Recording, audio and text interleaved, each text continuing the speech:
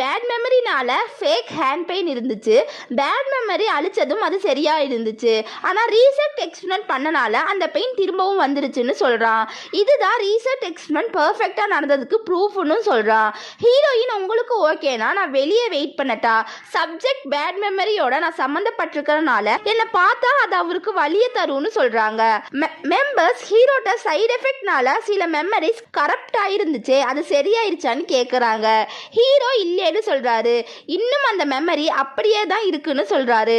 அப்போது ஹீரோயின் உங்கள் பேட் மெமரியை அழிச்சிருக்கிறாங்களே, நீங்கள் அந்த எக்ஸ்பெரிமெண்ட்டை வெறுக்கிறீங்களான்னு கேட்குறாங்க. ஹீரோ இல்லைன்னு சொல்கிறாரு. நீங்கள் இந்த எக்ஸ்பெரிமெண்ட்டை மற்றவங்களுக்கு ரெக்கமெண்ட் பண்ணுவீங்களான்னு கேட்குறாரு. ஹீரோ எக்ஸ்பெரிமெண்ட்டுக்கு அப்புறம் நான் நானாவே இல்லை, நான் ஒரு சைட் கேரக்டர்லேருந்து ஒரு மெயின் கேரக்டராக மாறிட்டேன். அப்புறம் தான் எனக்கு புரிஞ்சிச்சு அது எனக்குள்ளே இருந்த கேரக்டர் தானே, என்னால் நடந்ததை மாற்ற முடியாது, என்ன நான் மாற்றிக்க முடியும்னு புரிஞ்சுக்கிட்டேன்.